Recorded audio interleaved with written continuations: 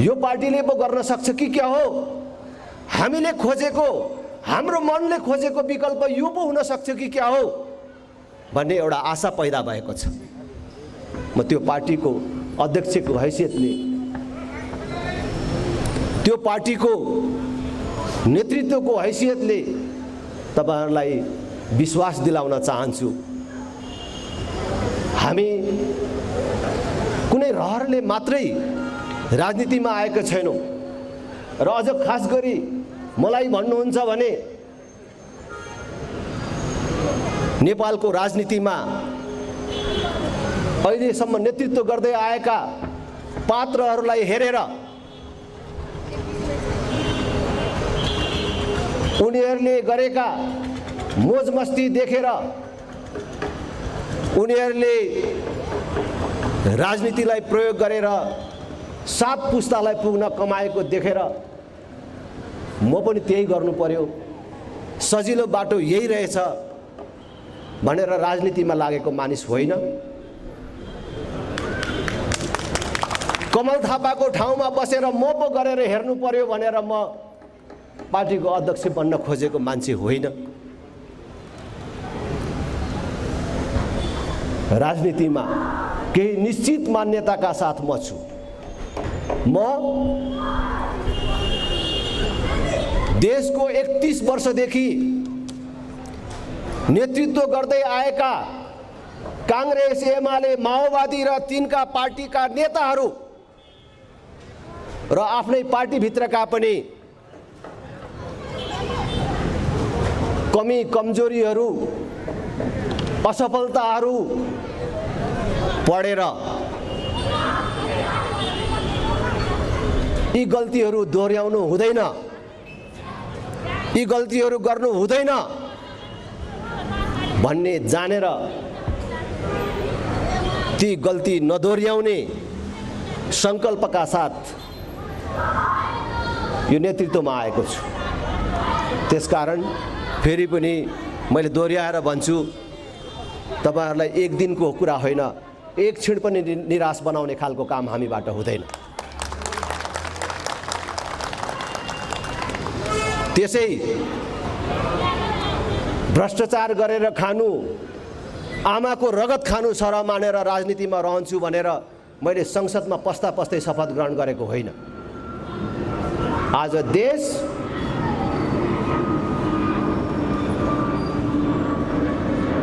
यो गतिमा पुग्नको लागि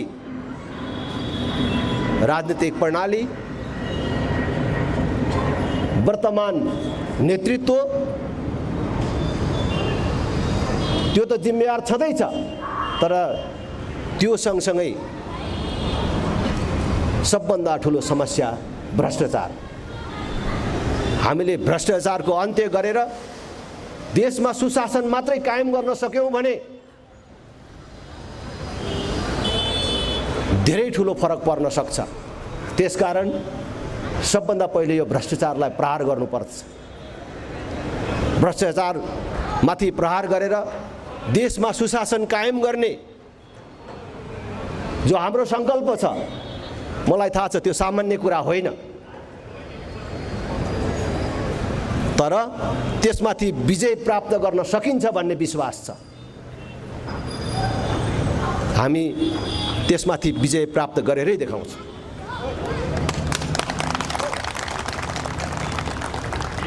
आज तपाईले सामान्य आँखाले हेरेको जस्तो, देखेको जस्तो देशको अवस्था छैन। हामीले यसो सामान्य आँखाले हेर्यो भने देश ठिकठाकै चलेको देखिन्छ। कहीं गोली चलेको छैन, मारामार छैन, बन्द हडतालहरू छैनन्, नारा जुलुसहरू छैनन्। के भएको छ र ठिकै छ जस्तो देखिन्छ। तर मैले 3 महिनादेखि भन्दै आएको छु, हाम्रो सामान्य आँखाले देखे जस्तो देशको अवस्था छैन। आज देशका 3टै अङ्गहरूले काम गरिराखेका छैनन्। व्यवस्थापिका, संसद, न्यायपालिका 3टै काम नलाग्ने भएका छन्। त्यति मात्र होइन, आज देशमा सङ्गठित रूपमा केही भ्रष्ट व्यापारी, सबै व्यापारी भन्यो भने फेरि इमान्दार व्यापारी पनि छन् देशमा, त्यस कारणले केही भ्रष्ट व्यापारी, केही भ्रष्ट नेता न्यायालय यिनीहरूको गठजोडबाट आज देशमा संस्थागत रूपमा लोकतन्त्रको नाममा लुटतन्त्रले वैधता प्राप्त गरेको छ। यिनीहरूले मिलेर, यो गठबन्धनले देशको भ्रष्टाचारलाई कानुनी मान्यता दिइराखेका छन्। आज तपाईँ यसो फर्केर हेर्नुहोस् त, ठुल्ठुला भ्रष्टाचार काण्डमा हामीले ठुला मानेका कुन चाहिँ राजनैतिक दलहरू अलग छन्? एनसीएलमा काङ्ग्रेसले खाएन कि एमाले खाएन कि माओवादीले खाएन कि यी तीन मध्ये कुन पार्टीले खाएन? बालुवाटार जग्गा प्रकरणमा यिनीहरू मध्ये कुन चाहिँ पार्टी अलग छ? व्हाइट बडी काण्डमा यी मध्ये कुन चाहिँ राजनैतिक पार्टी र तिनका नेताले खाएको छैन? देख्दाखेरि अलग अलग पार्टी जस्तो देखिने, एक अर्काको प्रतिपक्ष जस्तो देखिने, मारामार गर्ने, तर खाने बेलामा एक ठाउँमा छ। ओहो, कस्तो राष्ट्रभक्तिको कुरा गरे अघि अस्ति एमसीसी को बेला। देशै हामीले थामेको छौँ, हामी बाहेक त यो देश त अरूले बेचिसके भनेर भन्थ्यो। छिर्ने बेलामा त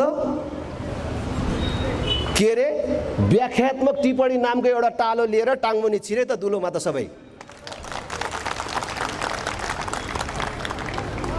कसैले थाहा नपाएको जस्तो गरे, कसैले मुन्टो हल्लाएर सके भने काङ्ग्रेस एमाले माओवादीहरू अलग पार्टी होइनन्। हामी भ्रममा छौँ।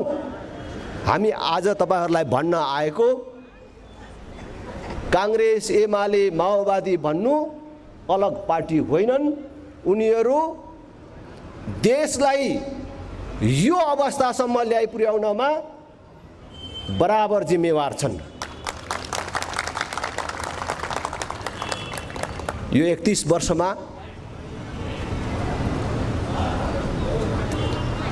देश पूर्ण रूपले बेरोजगार उत्पादन गर्ने कारखानामा परिणत भयो। राजेन्द्र लिङ्गदेनले भनेको होइन, राप्रपाले भनेको होइन, उनीहरू नै भन्छन्। 50 लाख भन्दा बेसी युवकहरू, कोहीले भन्छन् 60 लाख। केही वर्ष अगाडिसम्म वैदेशिक रोजगार विभागमा नाम लेखाएर जानेको संख्या नै 40 लाख थियो भने त्यो जाने क्रम बढेकै छ भनेपछि होला 60 लाखै। 60 लाख युवकहरू जो 18 वर्ष उमेर पूरा गरेको, 50 वर्ष ननागेको, डाक्टरले जाँच्दाखेरि शरीरमा कुनै रोग नदेखिएको युवकहरू केवल परिवार पाल्नको लागि अरबको मरुभूमि र मलेसियाको जंगलमा रगत पसिना बगाउन बाध्य छन्। तपाई सम्झनुस्, जुन देशको जनसंख्या 3 करोड पुगेको छैन, त्यो देशको 50 लाख युवकहरू, त्यो पनि मैले अघि भने जस्तो 18 वर्ष उमेर पूरा गरेको, 50 वर्ष ननागेको, डाक्टरले जाँच्दाखेरि शरीरमा कुनै रोग नदेखिएका युवाहरू विदेशमा छन्। त्यो पनि अमेरिका, युरोप होइन, अरबमा छन्। धेरै पैसा कमाउनको लागि होइन, परिवार पाल्नको लागि मात्रै। दिल्ली, पन्जाब, गुजरात जानेहरूको संख्या त यहाँ समावेशै छैन। कसले राखेको छ त्यो तथ्याङ्क? भने देशको हालत के होला? तपाईले यत्रो वर्षदेखि कांग्रेस हेर्नुभयो, एमाले हेर्नुभयो, माओवादी हेर्नुभयो, यिनीहरूले हरेक वर्ष आफ्नो नीति तथा कार्यक्रममा यति लाख युवकहरूलाई रोजगार दिने भनेर कार्यक्रम ल्याउँछन्, तर यिनीहरूले लाखको कुरा होइन, देशभरि यो 31 वर्षमा 1000 युवकहरूले एकै ठाउँ काम गर्न पाउने कुनै उद्योग खोलेको देख्नु भएको छ? भएको उद्योग धन्दाहरू पनि बेचे। बोल्न सक्ने, लड्न सक्ने युवाहरूलाई विदेशीको नोकर हुन पठाएर अनि उनीहरूले पठाएको रेमिटेन्सबाट यहाँ मोजमस्ती गरेर, फेरि पनि भन्छु, केही सीमित राजनैतिक दलका केही सीमित नेताहरू लोकतन्त्र गणतन्त्रको नाममा देशमा लुटतन्त्र मचाइराखेका छन्। आज यो बेरोजगारी, यो भ्रष्टाचार, यो अविकसितताको कुरा त कुनै दिन एउटा वीर छोरा आयो भने फेरि ठिक लगाउन सकिएला, अर्को राम्रो नेता पाएको दिन सच्याउन सकिएला, बनाउन सकिएला। तर त्योभन्दा पनि खतरनाक कुरा आज वैदेशिक सम्बन्धलाई यिनीहरूले सत्ता चढ्ने सिँढीको रूपमा प्रयोग गर्न थाले। वैदेशिक सम्बन्धलाई सत्तामा टाँसिराख्ने, कुर्सीमा टाँसिने लिसोको रूपमा प्रयोग गर्न थाले, जसका कारण आज अन्तर्राष्ट्रिय जगतमा नेपालको विश्वसनीयता गुम्यो मात्रै होइन, शक्ति राष्ट्रहरूको रणनीतिक प्रतिस्पर्धा स्थलमा देश परिणत भयो। यो भनेको यो भ्रष्टाचार, यो कुशासनभन्दा पनि खतरनाक कुरा हो। त्यसकारण अब हामीले ढिलो गर्नु हुँदैन। अब हामीलाई हेर्ने, पर्खने सुविधा र छुट छैन। यही कुरा भन्नलाई, जनता जगाउनलाई राष्ट्रिय प्रजातन्त्र पार्टीले गएको महाधिवेशन पछि लगत्तै जनतासँग यस प्रकारको प्रत्यक्ष भेटघाटको कार्यक्रम प्रारम्भ गर्यो र त्यो क्रममा आज तपाईको इमाडोलमा हामी आइपुगेका छौँ। हाम्रो सम्मुख निकट भविष्यमै स्थानीय तहको निर्वाचन हुँदैछ र 1 वर्षभित्रमा प्रदेश तथा प्रतिनिधि सभाको पनि निर्वाचन हुँदैछ। तपाईहरू र तपाईहरू मार्फत सबै दिदीबहिनी दाजुभाइहरू हामीलाई विभिन्न माध्यमबाट सुनिराख्नुभएका, हेरिराख्नुभएका सबै आमा बुबा दिदीबहिनी दाजुभाइहरूलाई हार्दिक अपिल गर्न चाहन्छु, भोट दिने भन्ने कुरा छोरी दिने भन्दा पनि ठुलो कुरा हो। छोरी दिँदा कतिचोटि विचार गरेर छोरी दिनुहुन्छ? छोरी दिँदा 1 चोटि, 2 चोटि, 5 चोटि, 10 चोटि होइन, 1000 चोटि सोच्नुहुन्छ। जब छोरी एउटा कुटुम्बलाई जिम्मा लाउने कुरा सुरु हुन्छ नि, रातभर छटपटाउनुहुन्छ। अनेक मान्छे लाउनुहुन्छ, सोध्नुहुन्छ त्यो केटो कस्तो छ, कति पढेको छ, जाँड रक्सी खान्छ कि खाँदैन, जुवा तासमा लागेको छ कि छैन, आम्दानीको स्रोत के छ। त्यति मात्र कहाँ हो र? त्यसले ठिटी डुलाएर हिँड्छ कि हिँड्दैन, ठिटीहरूको चक्करमा लागेको छ कि छैन, त्योसम्म बुझ्नुहुन्छ। त्यति बुझेर दिएको पनि कहिलेकाहीँ गलत मान्छे निस्किन्छ। त्यस्तो गलतै परेछ भने पनि को बिग्रिन्छ? कति मान्छे बिग्रिन्छ? तपाईको एउटा छोरी बिग्रिन्छ।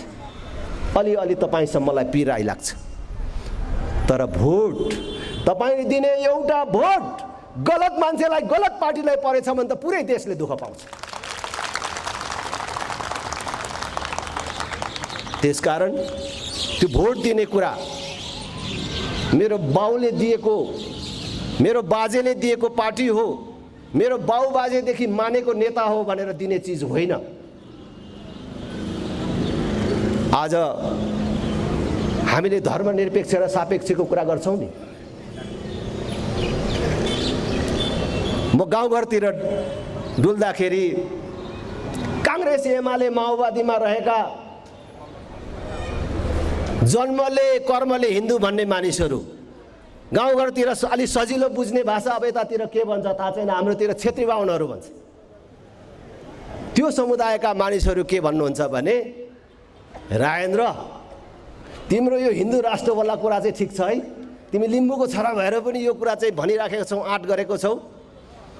हामी चाहिँ बाहुनको छोरा भएर पनि यो भन्न सकिराखिएको छैन, तर हाम्रो भित्र मनमा चाहिँ छ है, हाम्रो मनमा चाहिँ छ है। हाम्रो नेताहरूले बिगारेको हो। त्यो गिरिजाप्रसाद कोइरालाले त्यसबेला यति कुरा बुझ्दिएनन्। गिरिजाप्रसाद कोइराला, माधव कुमार नेपाल, प्रचण्ड यिनीहरूले खतम गरे भनेर दोष दिन्छ। अनि यसो देख्दाखेरि ठिकै हो कि उहाँहरू तीनजना मानिस नेपालको राजनीतिमा एकचोटि यस्तो शक्तिशाली ठाउँमा पुग्नुभयो कि उहाँहरूले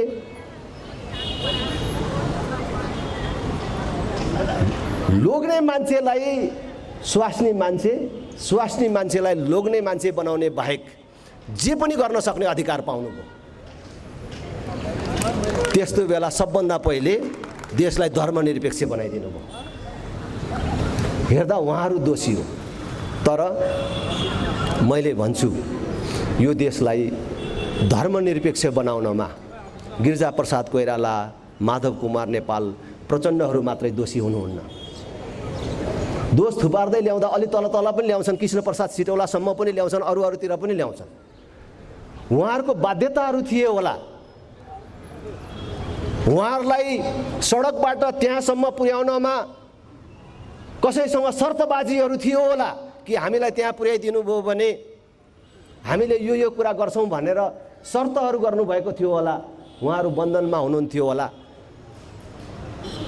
तर तपाईँ सम्झनुहोस् त, जो जन्मले कर्मले हिन्दू हुनुहुन्छ, उहाँहरूले त्यो दुईटा संविधान सभाको निर्वाचनमा अथवा त्यो छेत्री बाहुन भन्ने समुदायले ती चुनावहरूमा काङ्ग्रेस एमाले माओवादीलाई भोट नहालेको भए काङ्ग्रेस एमाले माओवादीहरू कहाँबाट संविधान सभामा पुग्थे र देशमा धर्मनिरपेक्षता हुन्थ्यो? कहाँबाट यो संविधान बन्थ्यो? त्यसकारण मैले भन्छु, नेताहरू जति दोषी छन्, पार्टीहरू जति दोषी छन्, यो देश बिग्रनमा यो पार्टीहरूलाई मैले फेरि अघि भने जस्तै भन्छु, मेरो बाजेको पार्टी, मेरो बाउको पार्टी, मैले यति लेबी तिरेको पार्टी, मैले यति पैसा चन्दा दिएको पार्टी, त्यसकारण मैले त्यसलाई छोड्नु हुँदैन भन्दै भोट दिइराख्ने हाम्रो हात पनि दोषी छ। त्यही कारणले मैले त अब फेरि यो चुनाव अगाडि भन्न पाइन्छ कि पाइँदैन,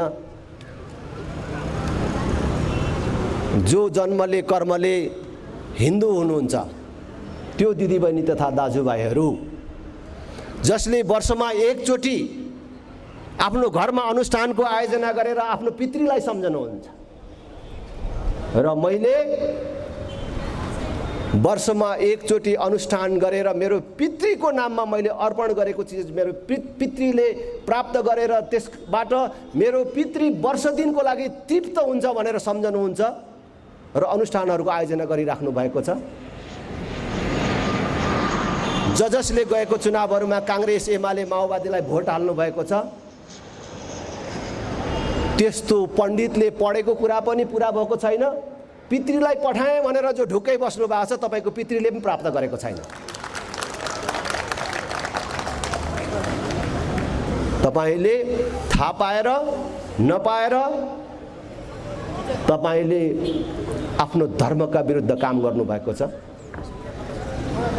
जसले निष्ठामा बस्दैन, आफ्नो धर्मका विरुद्ध काम गर्छ,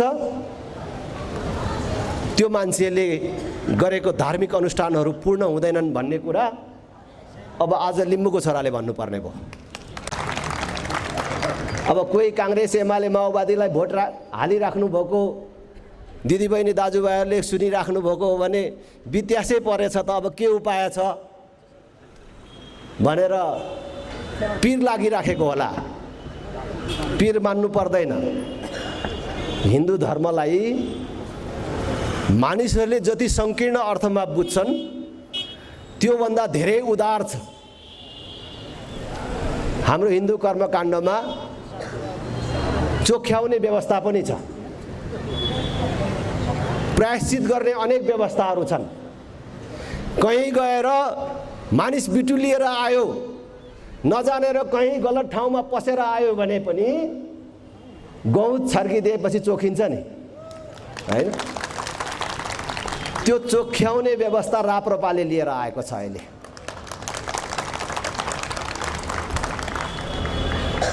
आउने चुनावमा हिन्दू राष्ट्र कायम गर्छु भन्ने राप्रपा जस्तो पार्टीलाई भोट हाल्ने र पितृसँग भेटघाट गर्ने सजिलो छ। त्यसैले मैले भन्छु, हामी नेताहरूलाई मात्रै, पार्टीहरूलाई मात्रै दोष नदिउँ। हामी आफ्नो गल्ती सच्याउँ। हामीले हाम्रो गल्ती सच्यायौँ भने यो देशमा बिना रक्तपात, बिना आन्दोलन, नारा जुलुस बिग्रिएको राजनीतिलाई लिकमा ल्याउन सकिन्छ।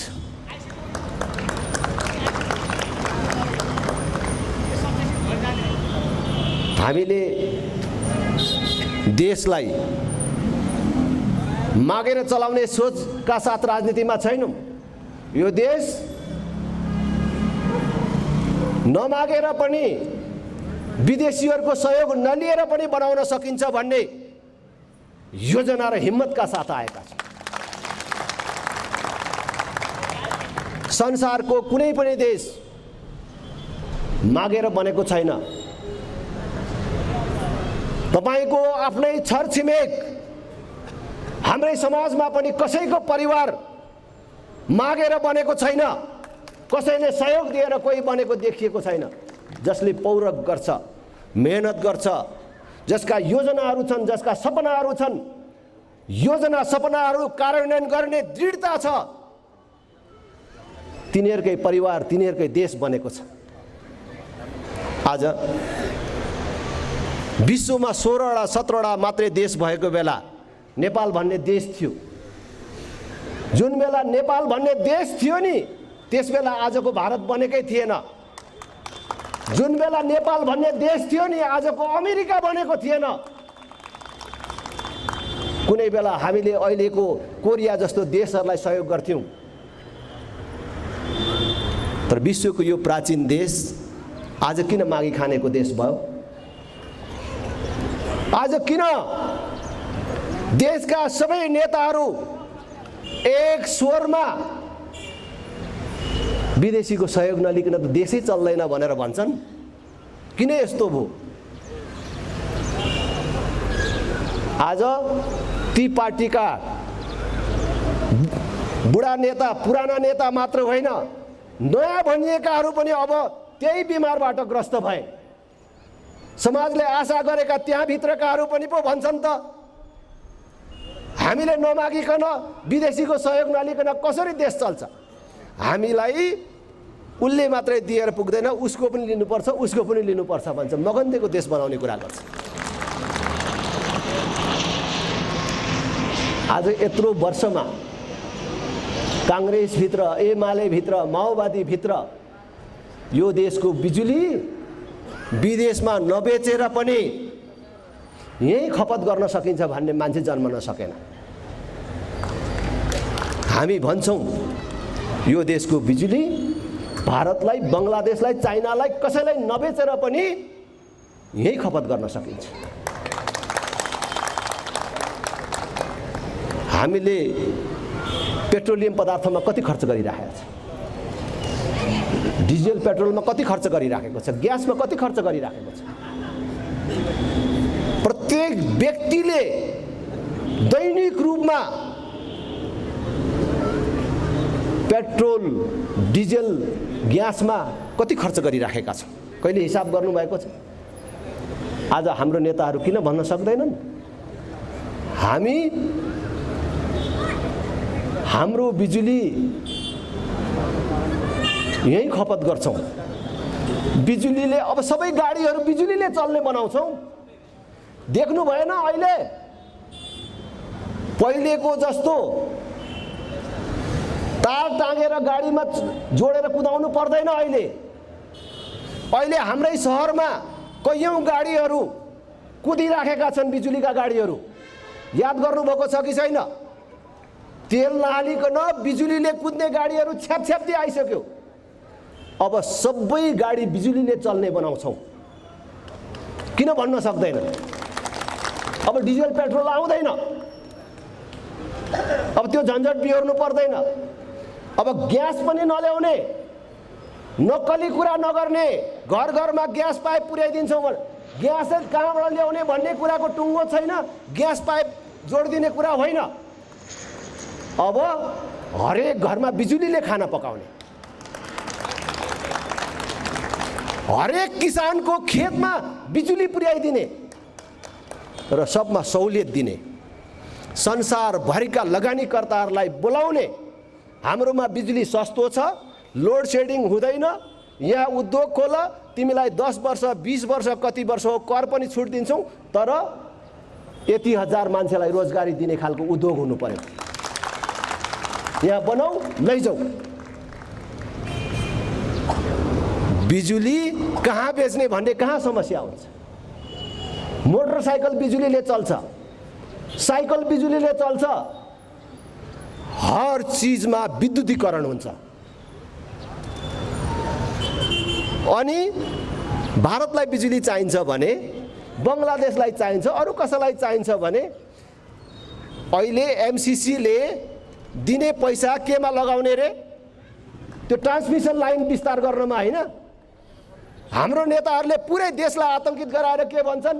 यत्रो बिजुली उत्पादन हुँदैछ, त्यो बिजुली भारत बङ्गलादेश नबेचिकन कहाँ लगाउने भनेर भन्छन्।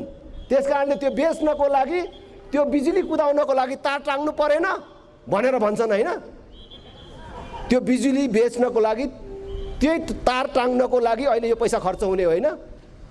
केही किलोमिटर ट्रान्समिसन लाइन विस्तार गर्नको लागि, केही किलोमिटर सडक सुधारका लागि यो पैसा खर्च हुने होइन। हामीले भोलि भारतलाई भन्न सक्छौँ, तिमीलाई बिजुली चाहिन्छ भने तिमी नै यहाँ ट्रान्समिसन लाइन जोड अनि लैजाऊ भनेर भन्न सक्छौँ। त्यो तागत राख्नु पर्यो देशले। बिजुली कहिले उत्पादन हुने, भारतले कहिले किन्ने टुङ्गो छैन। यो भारतलाई बेच्नुपर्छ भनेर भिख मागेर अहिले तार टाँगिराख्ने। संसारमा यस्तो प्रविधिको विकास भइराखेको छ, यस्तो परिवर्तन भइराखेको छ। भोलि भारतले वैकल्पिक ऊर्जामा विकास गर्यो, नयाँ ऊर्जाको विकास गर्यो र यो बिजुली चाहिँदैन भन्यो भने त्यो तारको के काम आउँछ? त्यसकारणले यस्तो परम्परागत सोच भएका पार्टी र नेताहरूलाई अब पनि निरन्तरता दिइराख्ने भनेको देशलाई अझ बर्बाद हुनलाई मद्दत गर्नु हो। त्यसकारण देशलाई माया गर्नेहरू, आफ्नै जीवनकालमा परिवर्तन र विकास चाहनेहरू सबैलाई मेरो अपिल छ, अब राष्ट्रिय प्रजातन्त्र पार्टीलाई एकचोटि मद्दत गर्नुहोस्। खास गरी युवा साथीहरू, नवयुवा साथीहरू जसले एकचोटि पनि भोट हाल्नु भएको छैन, तपाईँ सबै युवाहरूलाई म अपिल गर्न चाहन्छु, तपाईँको पवित्र र पहिलो भोट राष्ट्रिय प्रजातन्त्र पार्टीलाई दिनुहोस्, देश र धर्मको पक्षमा दिनुहोस्। हामीले बारम्बार भन्दै आएका छौँ, यो देश बिग्रियो भने शेरबहादुर देउवाको केही पनि बिग्रिँदैन। यो देश बिग्रियो भने केपी ओली, प्रचण्ड, माधव कुमार नेपाल, बाबुराम भट्टराईको केही बिग्रिँदैन। यो देश बिग्रियो भने तपाईँको भविष्य बिग्रन्छ। त्यसकारण यो देशलाई थप बर्बाद हुन नदिनको लागि आउनुहोस्, एकचोटि हातैमालो गरेर हिँडौँ। मैले भने म लिम्बूको छोरा हुँ, पहाडमा कोदो खान नपुगेर मधेस धानको भात खान झरेको मान्छे हुँ। आज यहाँ छु, राजनीतिलाई पेसा मान्नको लागि, कमाई खाने भाँडो बनाउनको लागि म राजनीतिमा छुइनँ। देश सेवाको सर्वोत्तम माध्यम हो राजनीति। राजनीतिबाट मात्रै यो देशमा परिवर्तन र विकास गर्न सकिन्छ। त्यसकारण यो राजनीतिलाई उच्चतम प्रयोग गरौँ भनेर म राजनीतिमा छु। युवा साथीहरू कुनै पनि सङ्कोच बिना राष्ट्रिय प्रजातन्त्र पार्टीमा जोडिन आउनुहोस्। तपाईहरूको भावनाको प्रतिनिधित्व यो राष्ट्रिय प्रजातन्त्र पार्टीले गर्छ। हामीबाट बेइमानी हुँदैन। फेरि पनि भन्छु, म वडा अध्यक्ष हुँदै यहाँसम्म आइपुगेको मान्छे हुँ। भुइँका मानिसहरूको कुरा मलाई थाहा छ। आज राष्ट्रिय प्रजातन्त्र पार्टीले स्थानीय तहमा चुनाव जित्यो भने के गर्नुपर्छ भन्ने कुरा थाहा छ।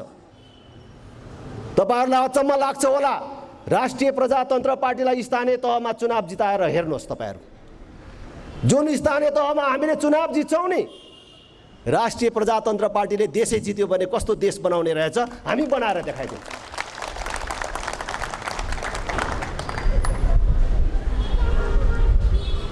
शिक्षा उच्च माध्यमिकसम्म पूर्ण रूपले निःशुल्क हुनेछ।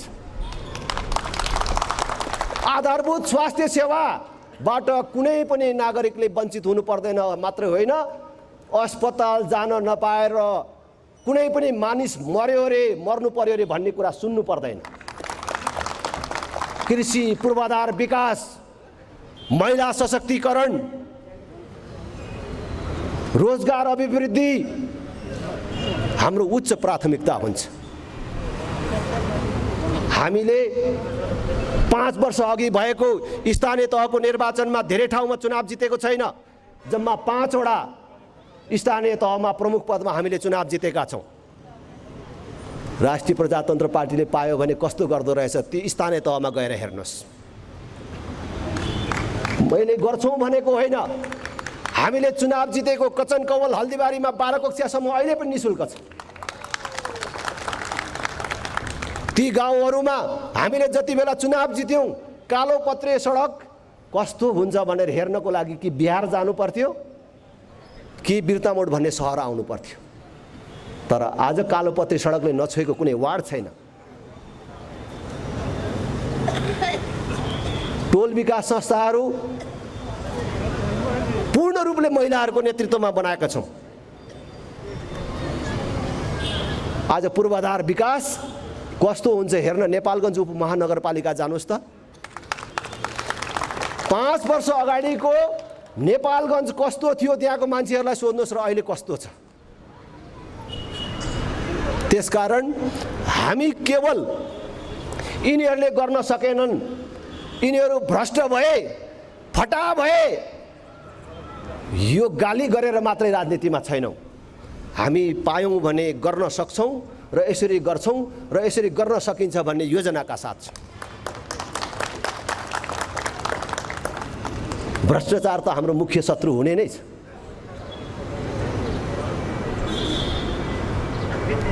यति भनिसकेपछि गाउँघरमा अहिले पनि थोरै मानिसहरू बाँकी छन्। मेरो गाउँमा पनि कुनै बेला भन्थे राजेन्द्र लिङ्गदेनको कुरा ठिक छ, सबै कुरा ठिक भन्छ, यसो नापेर जोखेर खोजेर हेर्दा भ्रष्टाचार पनि गर्दैन। तर कुरा राम्रो भएर ऊ एउटा राम्रो भएर के गर्नु, चुनाव जित्यो भने ऊ जस्ता धेरै मानिसहरूले चुनाव जित्यो भने त फेरि देशमा राजा ल्याउँछ नि भनेर भन्छ। राजाको डर देखाउने, राजाको विरोध गरेर राजनीति गर्ने मानिसहरू अहिले पनि कहीँ कहीँ बाँकी छन्। तर राजाको विरोध गरेर राजाको डर देखाएर राजनीति गर्ने दिन गयो। हामीले राष्ट्र संस्था चाहिन्छ, हिन्दू राष्ट्र चाहिन्छ भनेको कुनै व्यक्तिलाई राजा बनाउने, कुनै जात विशेषले मान्ने धर्म स्थापित गर्ने कुरा गरेको मात्र होइन। राज संस्था र हिन्दू राष्ट्र नेपालको स्थायित्वको आधार हो। तपाईहरुमध्ये धेरैलाई थाहा होला 2032 सालसम्म हाम्रै छिमेकमा सिक्किम भन्ने देश थियो। आज पनि सिक्किम त्यही छ। सिक्किमको माटो कसैले बोकेर लगेको छैन। नाम पनि त्यही छ, तर सिक्किम भन्ने देश छैन। त्यहाँ राज संस्थाको अन्त्य भयो। यहाँ जस्तै विदेशीहरूले त्यहाँका राजनीतिक नेता र दलहरूलाई प्रजातन्त्रको नाममा राजाको विरुद्ध उचाले, दलहरूले यो राजा नहटाई भएन भनेर राजा हटाए, थाहै भएन। थाहै पाएनन् त्यहाँका जनताले। त्यही सांसदहरूले थाहा पाएन, आफैले त्यही संसदमा निर्णय गरेर देशै सिक्किममा विलय गराएको थाहै पाएन। राज संस्थाको अन्त्य भयो, सिक्किम भन्ने देशको पनि समाप्ति भयो। त्यही खतरा यहाँ पनि छ। आज संसदलाई सार्वभौम भनेर भन्छ हैन, हाम्रो देशमा पनि संसदले गर्ने सबै निर्णय ठीक हुँदैन रहेछ भन्ने कुरा त्यही सिक्किममा देखियो। संसदले गर्ने निर्णयले कहिलेकाहीँ देशै बेच्दो रहेछ। सिक्किमको कुरा किन गर्नु? मैले अस्ति एमसीसी को बेला भने यो यहाँ पास गर्नु हुँदैन, अहिले छलफल गर्नु हुँदैन, निर्णयको लागि ल्याउनु हुँदैन। यो अरु व्यापक छलफल गरेर टुङ्गो लगाएर मात्रै यहाँ ल्याउनु पर्छ भनेर भने। र मैले भने संसदले गर्ने निर्णय सबै सही हुँदैनन् भनेर भने। आज तपाईहरुले याद गर्नु भएको छ, सिक्किमको कुरा मात्रै होइन, महाकाली सन्धि यही देशको संसदबाट पास भएको होइन। त्यो एकीकृत महाकाली सन्धि पास गर्ने बेलामा नेताहरूले के भन्थ्यो? पश्चिमबाट सूर्योदय हुनेवाला छ भन्थ्यो हैन। पश्चिमबाट सूर्य उदाउनेवाला छ, अब नेपालमा विकासको लहर फैलिनेवाला छ भन्थ्यो हैन। महाकाली सन्धि पास भएको आज 25 वर्ष भयो। नेपाली जनताले के पाए? के पाए मात्र होइन, त्यसबेलाको अपरिपक्व क्रियाकलापको कारण आज कालापानी, लिम्पियाधुरा, लिपुलेक आज विवादमा पर्यो। त्यसकारण संसदले गर्ने सबै निर्णय ठीक हुँदैन। त्यसकारण देशमा राजनीतिक नेताहरूभन्दा, दलका नेताहरूभन्दा राजा देशको स्थायित्वको लागि सबभन्दा बलियो आधार हुन सक्छ भनेर हामीले राज संस्था चाहिन्छ भनेर हेर्नु। हिन्दू राष्ट्र कुनै जात विशेषले मान्ने धर्मको कुरा मात्र होइन, यो नेपाली जनताको एकता र पहिचानसँग सम्बद्ध विषय हो। नेपालीलाई चिनाउने चिज हो। यदि यो देशमा कोही मुसलमान छ र ऊ मक्का मदिना हज गर्न गयो भने पनि त्यो मुसलमानको पनि मक्का मदिनामा छुट्टै सम्मान हुन्छ कि विश्वको एकमात्र हिन्दू राष्ट्रबाट आएको यो हाजी हो, त्यो मुसलमान हो। त्यो हिन्दू राष्ट्रमा पनि हाम्रो मुसलमान छ भनेर उसको अलगै सम्मान हुन्छ। यो सबको गौरवसँग गाँसिएको चिज हो। हिन्दू राष्ट्र हुँदाखेरि कोही पनि उपेक्षित हुनु पर्दैन। हाम्रा साझा देवताहरू छन्, साझा संस्कृति छ। हामीले कसैले शिव पार्वती भनौला, क्षेत्री बाहुनहरूले, राईहरूले पारुवाङ सुम्निमा भनोस्, लिम्बूहरूले युमाथेबा भनोस्, मान्ने देवता उही हो। अनि मैले भन्छु अब क्षेत्री बाहुनले मान्ने शिवजी, उसको नाक अलिक चुच्चो होला। अब हामी लिम्बूहरूले मान्ने शिवजी, उसको नाक अलिक थेप्चो होला। तर उही हो। हामीलाई छुट्याउने कोसिसहरू भइराखेको छ, हामीलाई विभाजित गर्ने कामहरू भइराखेको छ। यसबाट हामी सबै जोगिनुपर्छ। हामीले राज संस्था चाहिन्छ, हिन्दू राष्ट्र चाहिन्छ भन्दा कसैले डराउनु पर्दैन। राजा भन्दा राष्ट्रपति महँगो रहेछ, यो कुरा प्रमाणित भइसकेको छ। हिजो राज संस्थाप्रति घृणा फैलाउनको लागि भने हामीले तिरेको तिरो जति सबै राजा र राजाको परिवार पाल्नमा खर्च हुन्छ, अनि यो देश कसरी बन्छ भनेर भने, अलिअलि उब्रेको पैसा पनि स्विजरल्यान्डको ब्याङ्कमा लगेर राखेको छ भनेर भने। तर आज राजा हटेको 15 वर्ष भयो। स्विजरल्यान्डको ब्याङ्कदेखि लिएर देशभित्रका ब्याङ्कहरूमा समेत राजा रानीको नाममा कति पैसा छ, कति सम्पत्ति छ भनेर खोजबिन गर्ने एउटा समिति यिनीहरूले बनाएका थिए। त्यो समितिको संयोजक कृष्णप्रसाद सिटौला थिए।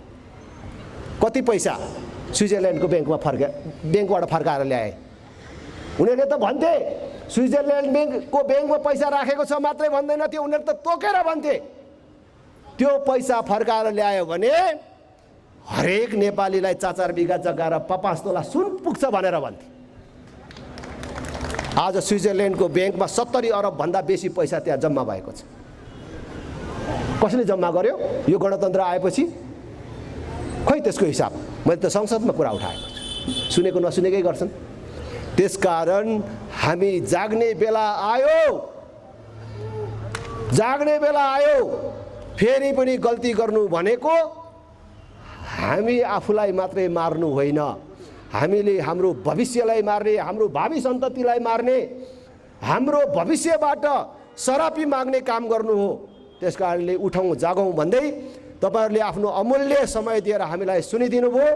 तपाईहरु सबलाई धेरै धेरै धन्यवाद व्यक्त गर्दै बिदा हुन्छु। धन्यवाद। जय राष्ट्र, जय जनता। पार्टीको केन्द्रीय अध्यक्ष जी,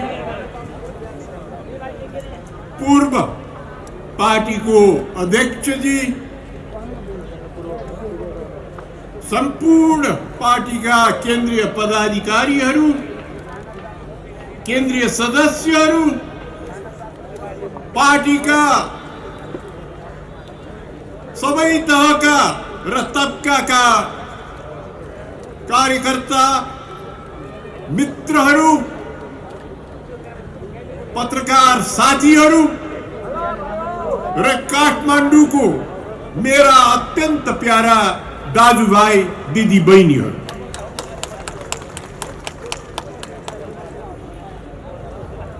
5 वर्ष अगाडि साथीहरू यो मुलुकको ठुला नेताहरूले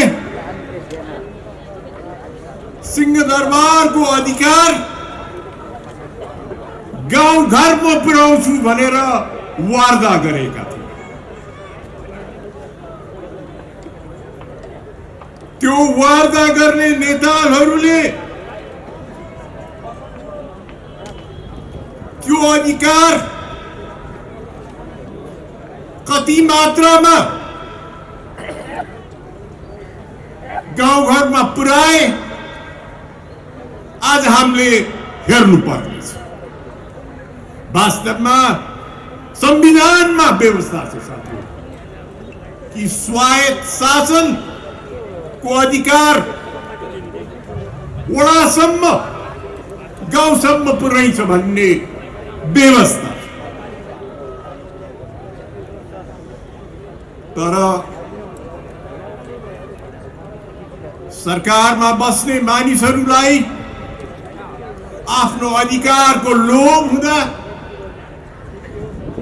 संसदमा बस्ने सदस्यहरूले कानुनको राम्रो व्यवस्था नगर्दा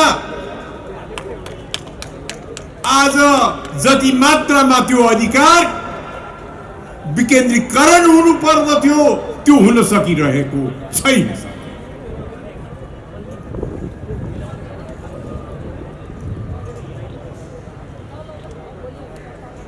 केही मात्रामा यो कुराहरू अल्झिएर बसे पनि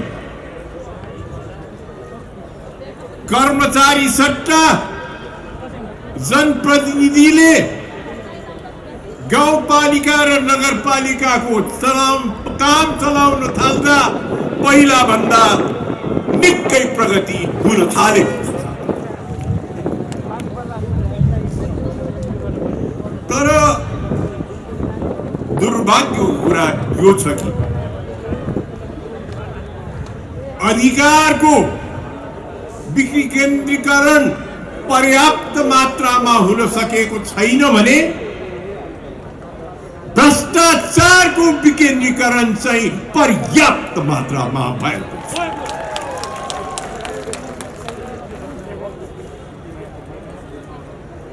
सिंहदाबाट सरेको घुसखोरीको रोग वडासम्म, वडाको कार्यालयसम्म सरेको छ साथी। त्यसैले अधिकारको असली विकेन्द्रीकरण हुन नसके पनि भ्रष्टाचारको भने असली विकेन्द्रीकरण यो मुलुकमा भएको छ।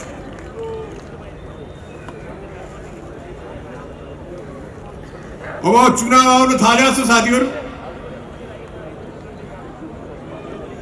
मेयर गाउँपालिकाको प्रमुखको त कुरै छाडौं, वडा अध्यक्ष र सदस्यले तछाड मछाड गरेर त्यो वडामा उभिन थालेका।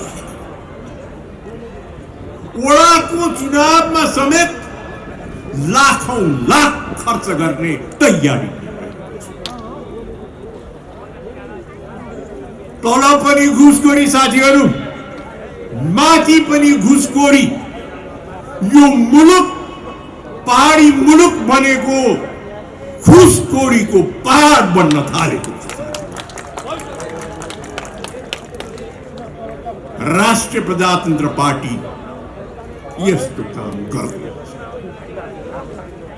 जहाँ राष्ट्रिय प्रजातन्त्र पार्टीले वडा जितेको छ, शहर जितेको छ, गाउँ जितेको छ, त्यहाँ राष्ट्रिय प्रजातन्त्रका प्रतिनिधिहरूले ईमानदारी साथ काम गरेका छन्, दक्षता साथ काम गरेका छन्, विकास गरेर छोडेका छन्। त्यसैले आज हामी के भनिरहेका छौं भने तपाईहरुलाई, यदि तपाईहरुलाई दक्ष र जिम्मेवार तरिकाले, ईमानदारी तरिकाले तपाईहरुको वार्ड चलाउनु छ, नगर चलाउनु छ, गाउँ चलाउनु छ भने तपाईहरुले तपाईहरुको मत राष्ट्रिय प्रजातन्त्र पार्टीको उम्मेदवारलाई दिनु साथीहरु। यो म तपाईहरुलाई अनुरोध गर्छु।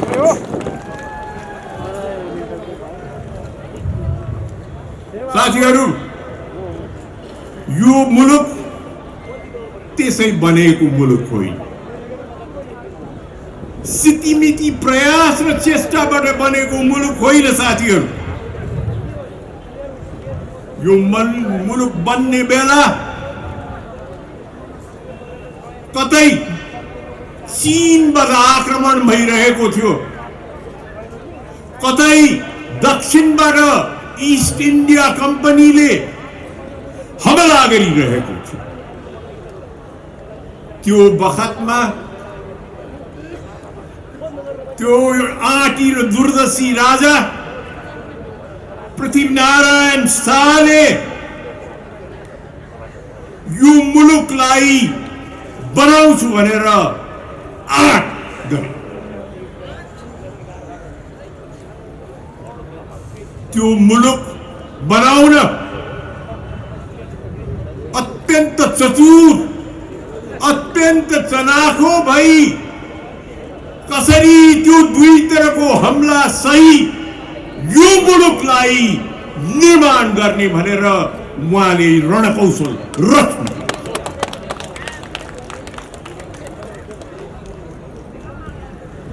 उहाँका पछिका पुस्ताहरूले त्यही होशियारी पूर्ण सन्तुलन, जुन कुरालाई पृथ्वीनारायण शाहले दुई ढुङ्गा बीचको तरुल भनेका थिए, त्यो तरुलले होशियारी पूर्ण दुई ढुङ्गा बीच सन्तुलन गरेर यो मुलुकलाई पूर्व टिस्टादेखि पश्चिम काङ्ग्रासम्म फैलाए। त्यो मात्र होइन साथीहरु, त्यसपछिका शासकहरूले त्यही पृथ्वीनारायणको पदचिन्हमा टेक्दै उनीकै निर्देशनलाई फलो गर्दै उनीहरूले त्यो बखत जब भनिन्थ्यो साथीहरू संसारको सबभन्दा ठुलो साम्राज्य जुन साम्राज्यमा कहिले सूर्य अस्ताउँदैन थियो त्यो साम्राज्यको बिगबिगी उपमहाद्वीपमा चलेको बखत त्यस बखतका शासकले यो मुलुकको स्वतन्त्रता सार्वभौमिकताको दियो मात्रै जलाएर राख्न सकेन। एक्लो मुलुक सम्पूर्ण उपमहाद्वीपमा यही एउटा मुलुकको स्वतन्त्रताको दियो बल्या बलै गयो। दियो मात्रै बलेन, त्यो मुलुकको भूभाग समेत थपेर नयाँ मुलुक यसमा जोड्ने त्यो किसिमको काम त्यो बेलाका शासकहरूले गर्न सत्य।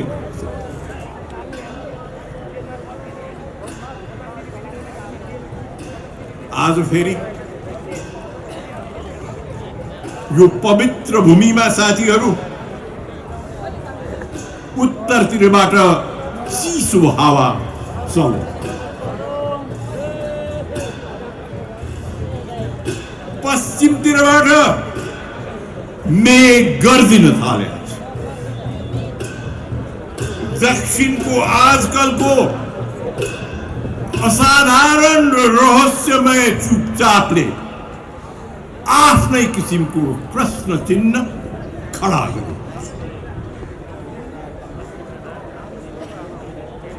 नेपाललाई कुनै हालतमा पनि शक्ति राष्ट्रको खेल मैदान बनाउनु दिनुहुन्न भनेर हाम्रा पुर्खाहरूले भन्ने गरेका थिए। दुर्भाग्यवश साथीहरू आज नेपाल शक्ति राष्ट्रको खेल मैदान बनिसक्यो।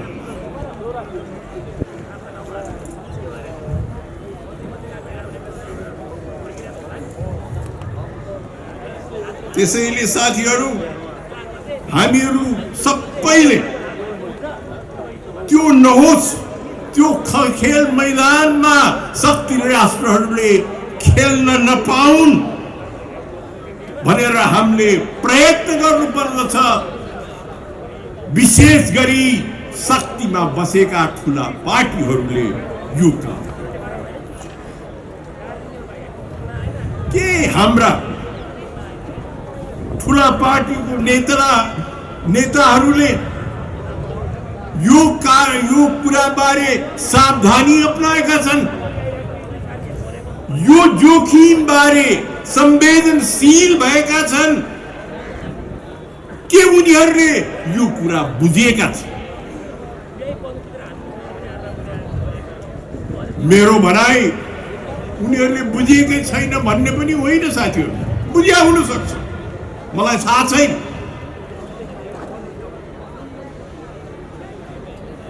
तर कसरी यो अप्ठ्यारो परिस्थितिमा नेपाललाई निकाल्ने, दिशा दिने कुन चित्र छ, कुन योजना छ, उनीहरूले हाम्रो अगाडि प्रस्तुत गरेका छैनन्। यो चित्र हामीलाई चाहियो। यो दिशा भ्रष्ट सरकारले गर्नु पर्यो। दुई पार्टीसित म माग गर्दछु साथीहरू, यो तपाईहरूको जिम्मा, यो मुलुक र सार्वभौम नेपाली जनताप्रति तपाईहरूको प्रमुख जिम्मा यो हो भनेर म अनुरोध गर्न चाहन्छु।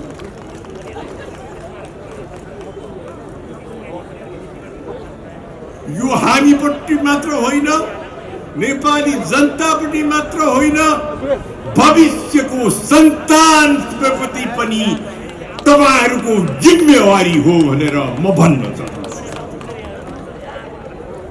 यो जिम्मेवारी पालना गर्नुस्।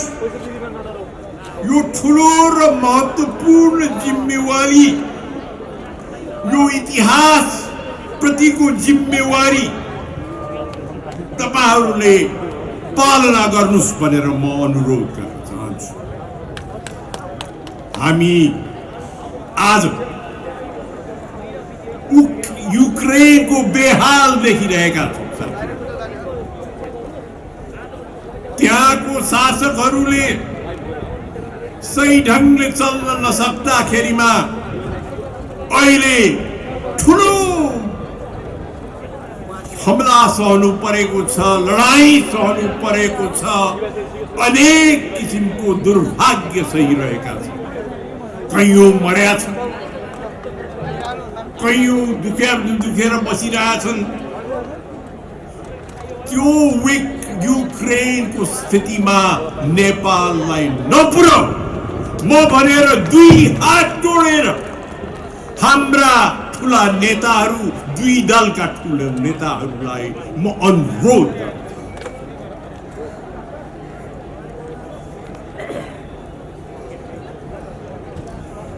साथीहरू, यो मुलुकको अर्थतन्त्र दिन पर दिन ओह्रालो लाग्छ। विदेशी मुद्राको ढुकुटी रित्तिँदैछ।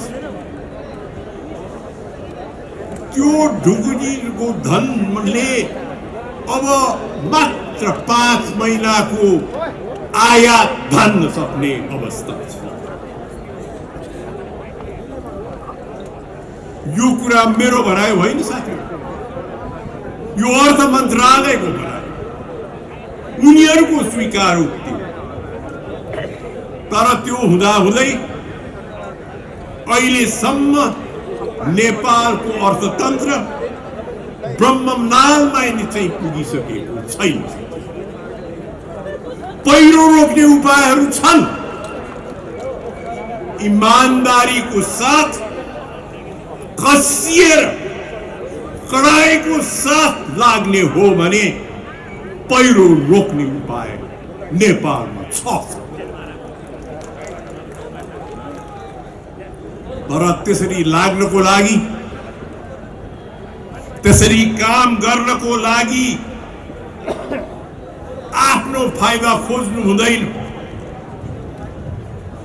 आफूले कमाउन खोज्नु हुँदैन। साथीहरू, ईमान साथ यो मुलुकलाई बचाउँछु, यसको अर्थतन्त्रलाई उकाप्छु भनेर अठोट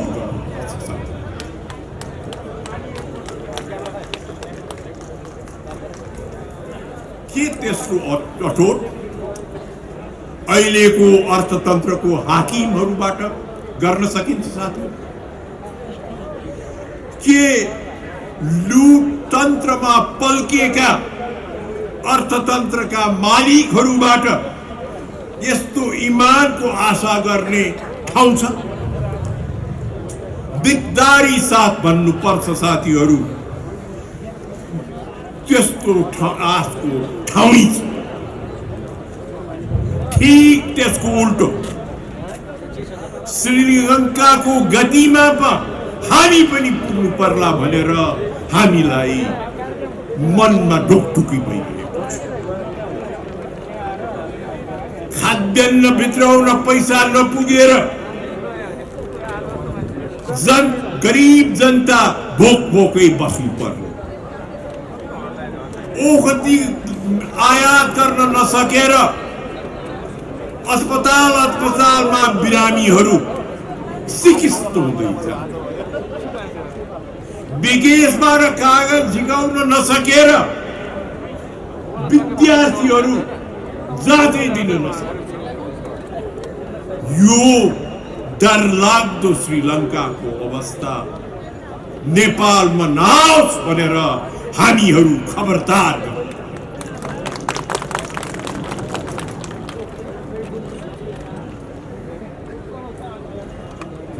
त्यसैले साथीहरू, म यो मञ्चबाट अनुरोध गर्दछु, तपाईहरू मुलुकका हालका शासकहरू, ठुला दलका नेताहरूले सही कदम चालेर यो खतराबाट मुलुकलाई बचाउनु भनेर साथ मगिले साथीहरू नेपाली जनताको थाहा दिन 2 गुना रात 4 गुना मगी बढिरहेको चामल दाल तेल तरकारी औषधि तेल डिजल सबैको मोल छोइन सरकार कानमा तेल हालेर बसी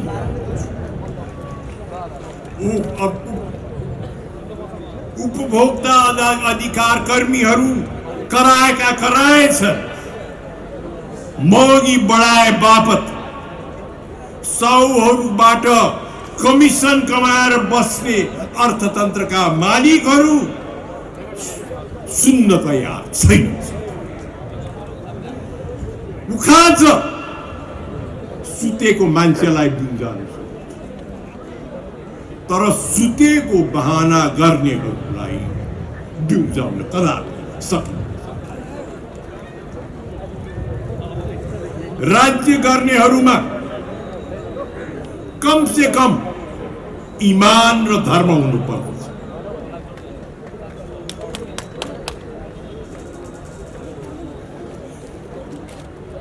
त्यो ईमान र धर्म भएन भने राज्य व्यवस्था चलाउन गाह्रो पर्छ। अन्तर्राष्ट्रिय क्षेत्रमा विदेशमा हाम्रो नेतृत्व प्रति विश्वास गुम्छ। यसपालि साथीहरू सत्ताधारी मध्यमा नहुने यो गुण समेत को खाँचो देखियो। धेरै टाढा जानु पर्दैन। अस्ति मात्र एमसीसी को पास गर्ने बेलाको दृश्य तपाईहरूलाई सम्झाउन चाहन्छु। अघिल्लो दिनसम्म एमसीसी राष्ट्रघाती हो यो कुनै हालतमा पास हुनुहुन्न भन्ने ठुला नेताहरू भोट गर्ने दिनमा झसङ्ग भएर एमसीसी त राष्ट्रहितै अनुकूल रहेछ भनेर ठहराए त्यसैको भोट गरे। यस्ता मानिसहरू माथि कसरी विश्वास? यस्ता मानिसहरूद्वारा मुलुकको जिम्मा चल्छ भनेर कहाँबाट विश्वास? म तपाईहरूलाई अनुरोध गर्न चाहन्छु यी नेताहरूको नैतिकता पछि यही। अन्तमा साथीहरू म एउटा कुरा राख्न चाहन्छु।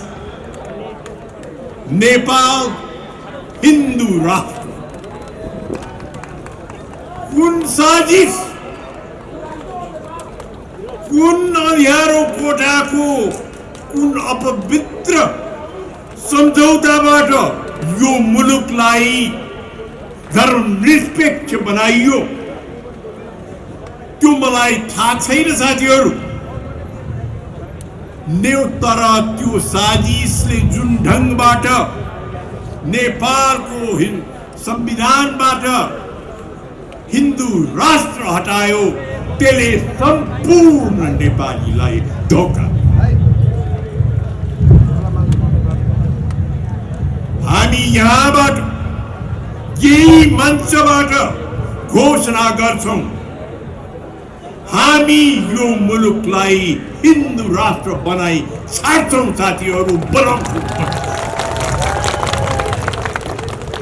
प्रबल बहुमतबाट जनमत संग्रह गराएर पनि गर्नुपर्छ भनेर गराउँछौं। 81% भन्दा बढी हिन्दूहरूले नेपाल हिन्दू राष्ट्र हुनुपर्छ भनेर भोट गर्नेछन्। 94% सनातन धर्मावलम्बीहरूले नेपाललाई हिन्दू राष्ट्र बनाउनु पर्छ भनेर भोट गर्नेछन्। यो जनताको प्रबल र सार्वभौम मत विपरीत धर्मनिरपेक्षताको जाली निर्णय टिक्नै सक्दैन साथीहरू। नेपाल हिन्दू राष्ट्र बन्छ। यो नेपाली जनताको आवाज हो, यो नेपाली जनताको हक र अधिकार हो। हिन्दू राष्ट्र नेपालको पहिचान। सम्पूर्ण अरू मुलुकले नेपाल के हो भन्दाखेरिमा हिन्दू राष्ट्र भनेर चिन्छ। जो जसले यो मुलुकलाई धर्मनिरपेक्ष बनाए तिनीहरूले मुलुकको यो पहिचान मेट।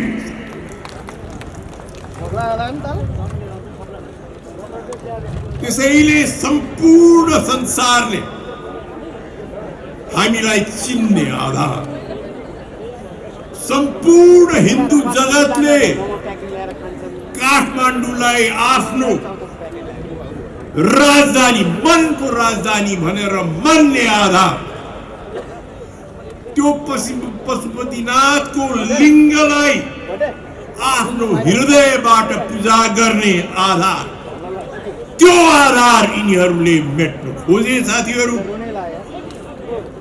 त्यो आधार यिनीहरूले मेटेर मेटिन्न। यो पुण्य भूमि हिन्दू राष्ट्र बन्छ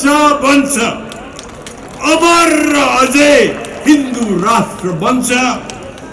सदा र प्रज्वल हिन्दू राष्ट्र रहन्छ। धन्यवाद साथीहरू।